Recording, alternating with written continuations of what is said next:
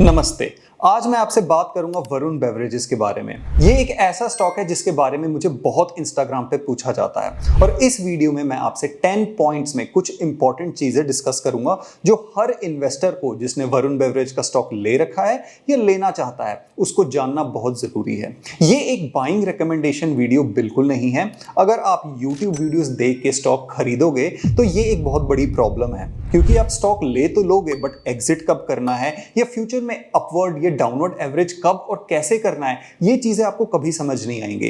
इसलिए इस वीडियो में मैं आपको कंपनी के बारे में अच्छे से एक्सप्लेन करूंगा ताकि आप अपना बाई या सेल डिसीजन खुद ले सको और आपको कंपनी के फंडामेंटल्स और टेक्निकल्स ये बहुत अच्छे से पता चल जाएं। तो चलिए ये वीडियो अब स्टार्ट करते हैं।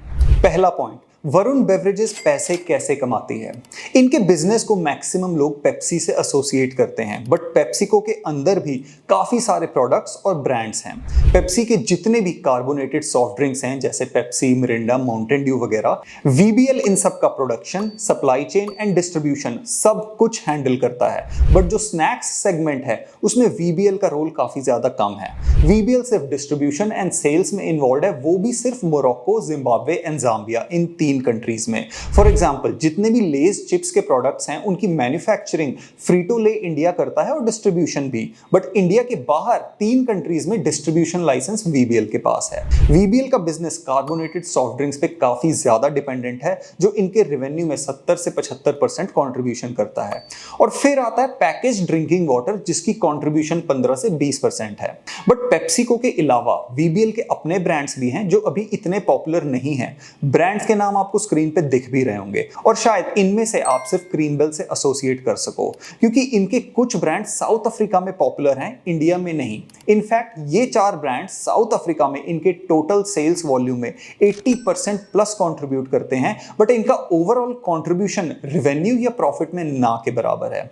इवन इंडियन ब्रांड जो है क्रीमबेल, उसका भी revenue and market share India में इनसिग्निफिकेंट है। इस डिस्कशन का अभी तक का पॉइंट ये है कि जो लोग वरुण बेवरेजेस को पेप्सिको से एसोसिएट करते हैं वो सही करते हैं, क्योंकि पेप्सिको के प्रोडक्ट्स और ब्रांड्स ये ही वीबीएल की ग्रोथ को ड्राइव कर रहे हैं और रेवेन्यू में बहुत ज्यादा कंट्रीब्यूट भी कर रहे हैं। अब चलते हैं दूसरे पॉइंट पे और वरुण बेवरेजेस के इंटरनेशनल प्रेजेंस को डिस्कस करते हैं। इंडिया आज वरुण बेवरेजेस के लिए एक बड़ा और सबसे इंपॉर्टेंट मार्केट है, जो इनके रेवेन्यू में 72% कंट्रीब्यूशन करता है, बट 28% रेवेन्यू 10 फॉरेन कंट्री से आता है, जिसमें साउथ अफ्रीका इनके लिए फास्टेस्ट ग्रोइंग मार्केट है, जहां 13% ईयर ऑन ईयर ग्रोथ है वॉल्यूम वाइज। और जिम्बाब्वे में वीबीएल ऑलरेडी मार्केट लीडर है एंड बहुत ही ज्यादा हाई मार्केट शेयर एंजॉय करता है। बट इंटरनेशनल मार्केट में वीबीएल के लिए प्रॉफिट मार्जिन्स उतने अच्छे नहीं हैं, काफी सारे रीजंस की वजह से, जैसे जिम्बाब्वे का sugar tax, currency differences, market differences etcetera. और ये रिसेंटली 2 न्यू कंट्रीज में भी एक्सपैंड करना चाहते थे, टैंजानिया और घाना, बट रेगुलेटरी डिलेज और अनमेट कंडीशंस की वजह से इनको प्लान कैंसिल करना पड़ा। तो इन अ नटशेल वीबीएल के पास स्ट्रॉन्ग इंटरनेशनल प्रेजेंस तो है 10 प्लस कंट्रीज में, बट प्रॉफिट मार्जिन्स उतने अच्छे नहीं हैं, एटलीस्ट इंडिया के कंपैरिजन में। और न्यू कंट्रीज में एक्सपैंड करना इजी भी नहीं है, और फिलहाल एटलीस्ट अगले 1 साल में इनका कोई न्यू प्लान नहीं है किसी भी नई कंट्री में एक्सपैंड करने का। इस पॉइंट का कंक्लूजन ये है कि वीबीएल के लिए इंडिया आज भी एक बहुत इंपॉर्टेंट मार्केट है जहां से असली ग्रोथ आएगी, और इंटरनेशनली ये एक स्लो पेस पे ग्रो कर रहे हैं, जो इनके बिजनेस को डाइवर्सिफाई करने में हेल्प कर रहा है। अब चलते हैं थर्ड पॉइंट पे और डिस्कस करते हैं कि पिछले 1 साल से वरुण बेवरेजेस का शेयर प्राइस फॉल क्यों कर रहा है, या इस शेयर प्राइस के क्रैश का रीजन क्या है। अगर किसी ने भी 2024 में कभी भी वीबीएल में इन्वेस्ट किया होगा तो वो आज 15 से 30% तक के लॉस में होगा, और शायद उसे समझ में ही ना आए कि कंपनी जब इतना अच्छा कर रही है तो स्टॉक नीचे क्यों आ रहा है। और इसका रीजन बहुत ही सिंपल है, और वो है कि इस स्टॉक ने कोविड के बाद 1200% का रिटर्न दिया था अप्रैल 2020 से जून 2024 तक। बट इस सेम टाइम में जब स्टॉक 12 टाइम्स बढ़ गया, तब रेवेन्यू तो सिर्फ 3 से 4 टाइम्स ही बढ़ा था, और प्रॉफिट वो भी लगभग 6 टाइम्स इंक्रीज हुआ था, 12 टाइम्स तो बिल्कुल नहीं। तो जब भी कोई स्टॉक हाइप या अनरियलिस्टिक एक्सपेक्टेशंस की वजह से अचानक से भागने लग जाता है और revenue and profits same speed से नहीं चलते, ये बहुत ऑब्वियस हो जाता है कि इवेंचुअली स्टॉक करेक्ट कर जाएगा। ये कहानी पीएसयू स्टॉक्स के साथ तो ओकेजनली होती ही रहती है। तो वीबीएल के साथ कुछ ऐसा ही हुआ था, जिस वजह से स्टॉक एक्सट्रीमली ओवरवैल्यूड हो चुका था और आज तक करेक्शन फेज में है। बट इस शेयर प्राइस करेक्शन का मतलब ये बिल्कुल नहीं है कि कंपनी में किसी भी तरह के फंडामेंटल इश्यूज हैं, ये बस एक स्टॉक प्राइस या वैल्यूएशन करेक्शन है। अब चलते हैं फोर्थ पॉइंट पे और वीबीएल के प्रॉफिट्स एंड रेवेन्यू ग्रोथ को एनालाइज करते हैं। पिछले 10 सालों में कोविड को छोड़ के एक भी साल ऐसा नहीं था जब वीबीएल ने अपने सेल्स को इंक्रीज ना किया हो। ये इंडिया की बहुत कम कंपनीज में से एक है जिनकी 10 सालों की इतनी सॉलिड और कंसिस्टेंट ग्रोथ हिस्ट्री हो। इनके सिर्फ पिछले 5 साल में 23% सीएजीआर की सेल्स ग्रोथ है और 41% सीएजीआर की profit growth. Although eventually profit growth sales growth एक साथ कोइंसाइड कर जाएंगे, बट फिलहाल ये बहुत ही अच्छा है। और हर साल की तरह आज भी ये स्टॉक अपने ऑल टाइम हाईएस्ट प्रॉफिट और रेवेन्यू पे बैठा है और मैनेजमेंट काफी ज्यादा कॉन्फिडेंट है कि next year volume and sales growth double digit में आएंगी। अब ये डबल डिजिट मतलब 10% है या 20%, ये तो वक्त ही बताएगा, बट शेर खान एंड मोतीलाल ओसवाल के रिसर्च के अकॉर्डिंग हम सेल्स में 18% ग्रोथ एक्सपेक्ट कर सकते हैं, जो बहुत ही अच्छी बात है। तो overall revenue and profit growth काफी ज्यादा हेल्दी है एंड एज ऑफ नाउ कोई भी रेड फ्लैग्स नहीं है। अब चलते हैं फिफ्थ पॉइंट पे एंड वरुण बेवरेजेस का पीई रेशियो डिस्कस करते हैं, जो वैल्यूएशन का एक बहुत ही अच्छा मेट्रिक है, स्पेशली वीबीएल जैसी एफएमसीजी कंपनीज के लिए। वरुण बेवरेजेस मिड 2024 में 100+ पीई रेशियो पे पहुंच चुका था, जो बिल्कुल भी सस्टेनेबल नहीं था एंड ऑब्वियसली उसके बाद स्टॉक नीचे गिर गया। इसके रीजंस तो हमने थर्ड पॉइंट में डिस्कस कर ही लिए हैं, बट अब जो मैं कहने जा रहा हूं इसको ध्यान से सुनना और वीडियो पॉज करके थोड़ा डाइजेस्ट भी करना। वरुण बेवरेज का पीई रेशियो अभी 54 है, जो पीक से ऑलमोस्ट हाफ है और जनवरी 2020 में कोविड से पहले इस स्टॉक का पीई रेशियो 51 था एंड 51 के पीई रेशियो के बावजूद ये स्टॉक 1200% ऊपर गया अगले 3 साल में। इस हिसाब से आज वरुण बेवरेजेस जो हमें 54 के पीई रेशियो पे मिल रहा है, बहुत ही ज्यादा ओवरवैल्यूड बिल्कुल भी नहीं है। इनफैक्ट सिर्फ हिस्टोरिकल पीई रेशियो के बेसिस पे तो मैं इसे ओवरवैल्यूड कहूंगा भी नहीं, बट सिर्फ पीई रेशियो के बेसिस पे डिसीजन कभी भी नहीं लेना चाहिए। बट एटलीस्ट हमें एक आइडिया मिल गया कि वैल्यूएशन की टर्म्स में ये स्टॉक कहां स्टैंड करता है। अब चलते हैं सिक्स्थ पॉइंट पे और एक पॉसिबल रेड फ्लैग डिस्कस करते हैं जो लोगों को काफी बॉदर करता है, और वो है वरुण बेवरेजेस का प्रमोटर शेयर होल्डिंग का कम होना। पिछले साल वरुण बेवरेजेस में प्रमोटर का स्टेक 62% से 60% पे आ गया, मतलब लगभग 2% कम हो गया। And generally promoter share holding कम होना एक रेड फ्लैग की तरह देखा जाता है, क्योंकि लोगों को लगता है कि अगर प्रमोटर ने अपना शेयर बेच दिया तो उसे अपनी कंपनी पे कम भरोसा है, बट ऐसा होना हर केस में जरूरी नहीं है। इनफैक्ट इस केस में तो ऐसा हुआ भी नहीं। वरुण बेवरेजेस के ओनर्स ने अपने शेयर सेल किए ही नहीं, बट उनकी promoter holding percentage wise decrease हो गई QIP की वजह से। QIP मतलब क्वालिफाइड इंस्टीट्यूशनल प्लेसमेंट, जिसमें कंपनी के न्यू शेयर्स क्रिएट किए जाते हैं फंड रेजिंग के लिए, और इन शेयर्स को FIIs और DIIs इनको बेचा जाता है मार्केट प्राइस पे या उससे थोड़ा डिस्काउंट पे। VBL ने नवंबर 2024 में 7,500 करोड़ का फंड रेज किया QIP के थ्रू और 13 करोड़ न्यू शेयर्स इशू किए। मतलब एग्जिस्टिंग इक्विटी को 4% से डाइल्यूट कर दिया गया, या फिर ऐसे कह लो कि जितने भी टोटल शेयर्स थे उसके 4% न्यू शेयर्स और आ गए। अब इन न्यू शेयर्स के न्यू ओनर्स की वजह से existing share holders including promoters सबकी शेयर होल्डिंग परसेंटेज कम हो गई और VBL के प्रमोटर्स का स्टेक 62.7 से 60.2% पे आ गया बिना कोई शेयर बेचे। अब अगर आपको भी लगा कि प्रमोटर्स ने अपना शेयर बेच दिया तो मैं आपको ब्लेम नहीं कर सकता। बड़ी बड़ी न्यूज वेबसाइट्स भी इसको सेंसेशनलाइज करके क्लिक बेट टाइटल्स के साथ आर्टिकल्स लिखती हैं, जैसे ये इकोनॉमिक टाइम्स का आर्टिकल है, आप खुद ही देख लो।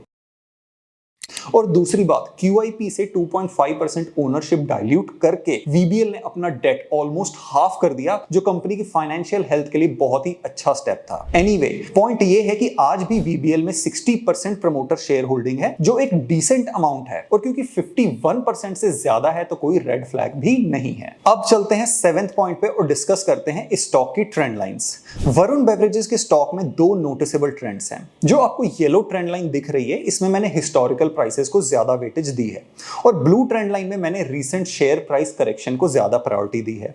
मेरे अकॉर्डिंग ब्लू ट्रेंड लाइन ज्यादा प्रैक्टिकल है हमारे एनालिसिस के लिए, क्योंकि जो ग्रोथ VBL में पिछले 10 साल में आई है, सेम ग्रोथ अगले 5 साल में भी आना थोड़ा मुश्किल है, क्योंकि ये अब ऑलरेडी एक लार्ज कैप स्टॉक बन चुका है 1.5 लाख करोड़ के मार्केट कैप के साथ। बट हम for the sake of analysis दोनों ट्रेंड लाइंस को वैलिड मानेंगे और देखेंगे एक रेंज जिसमें ये स्टॉक अगले 5 साल में हो सकता है। तो येलो ट्रेंड लाइन के अकॉर्डिंग VBL अगले 5 साल में 175% रिटर्न्स दे सकता है, एंड ऑनेस्टली इसके चांसेस काफी ज्यादा कम है।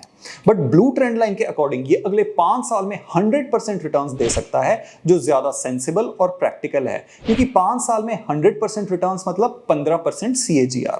बट एटलीस्ट हमें एक रेंज मिल गया कि इस स्टॉक से हम क्या एक्सपेक्ट कर सकते हैं। और ये एस्टिमेशंस गोल्डमैन सैक्स के प्रेडिक्शन को भी कंफर्म करती है, जिसके अकॉर्डिंग ये स्टॉक अगले 1 साल में 22% का रिटर्न दे सकता है। अब 8th पॉइंट में मैं आपसे इस स्टॉक के RSI लेवल्स को डिस्कस करना चाहता हूं, ये समझने के लिए कि आज की डेट में जब मैं ये वीडियो बना रहा हूं, क्या ये स्टॉक ओवरबॉट है या ओवरसोल्ड। और क्योंकि ये वीडियो लॉन्ग टर्म इन्वेस्टर्स के लिए बनी है, तो मैं VBL का वीकली चार्ट ही यूज करूंगा। और आज VBL का RSI है 35, जो ओवरसोल्ड जोन के काफी क्लोज है। और लास्ट कुछ वीक्स पहले जब इस स्टॉक का RSI 30 के नीचे गया था, तब भी VBL ऑलमोस्ट सेम प्राइस पे ही था जिस पे आज है। तो टेक्निकल पॉइंट ऑफ व्यू से ये स्टॉक एक्सपेंसिव बिल्कुल भी नहीं है एंड ओवरसोल्ड टेरिटरी के काफी क्लोज है, मतलब एक डिसेंट एंट्री या एक्यूमुलेशन पॉइंट पे है। अब चलते हैं 9th पॉइंट पे, जहां मैं आपसे VBL के 3 स्पेसिफिक प्रोडक्ट्स की बात करूंगा, नींबूज, स्टिंग एंड डेयरी। अब आप सोच सकते हो कि मैंने ये 3 स्पेसिफिक प्रोडक्ट्स ही क्यों चूज कर लिए। इसका रीजन है पेप्सिको के बाकी प्रोडक्ट्स मिरिंडा, पेप्सी या माउंटेन ड्यू वगैरह ऑलरेडी पॉपुलर हैं एंड इनकी रीच भी बहुत ज्यादा अच्छी है, और इनसे हम एक स्लो बट स्टेबल ग्रोथ भी एक्सपेक्ट कर सकते हैं। तो किसी भी कंपनी को अगर अग्रेसिवली ग्रो करना है तो ग्रोथ ड्राइवर्स चाहिए होते हैं, जो जनरली यंग या न्यू और प्रॉमिसिंग प्रोडक्ट्स होते हैं। और VBL के लिए नींबूज 100% की रेट से ग्रो कर रहा है, और इनके वैल्यू एडेड डेयरी बेवरेजेस जो ये अपनी क्रीमबेल ब्रांड के अंडर बेचते हैं, उसमें भी 80% ग्रोथ है। ऑल्दो क्रीमबेल का रेवेन्यू कंट्रीब्यूशन अभी उतना ज्यादा नहीं है, बट सही डायरेक्शन में जा रहा है। और फिर आता है स्टिंग, एक एनर्जी ड्रिंक जो रेड बुल का कॉम्पिटिटर है, बट 1/5 प्राइस पे अवेलेबल है, और ऑलरेडी ये टोटल सेल्स में 8% कंट्रीब्यूट करता है। और मैनेजमेंट की खुद के according hydration and energy drinks इनके फास्टेस्ट ग्रोइंग सेगमेंट्स हैं। तो कंक्लूजन ये है कि पेप्सी और मिरिंडा तो ठीक है, बट VBL के पास न्यू प्रोडक्ट्स भी हैं जो हाई ग्रोथ पोटेंशियल रखते हैं कंपनी के फ्यूचर रेवेन्यू और प्रॉफिट्स को आगे ले जाने के लिए। और अब लास्ट में 10th पॉइंट में मैं एक मेजर क्वेश्चन आंसर करूंगा कि VBL अपने फ्यूचर ग्रोथ के लिए क्या कर रहा है। तो चलिए कुछ फैक्ट्स मैं आपको अब एक एक करके बताता हूं। VBL ने recently 2 new greenfield production facilities Kangra and Prayagraj में शुरू की, अपनी प्रोडक्शन कैपेसिटी को सिग्निफिकेंटली एनहांस करने के लिए। और यहां ग्रीनफील्ड का मतलब है कि ये बिल्कुल ब्रांड न्यू फैक्ट्रीज हैं, किसी एग्जिस्टिंग फैक्ट्री का एक्सपेंशन या अपग्रेड नहीं। और इनकी 2 नई फैक्ट्रीज भी आ रही हैं बिहार और मेघालय में।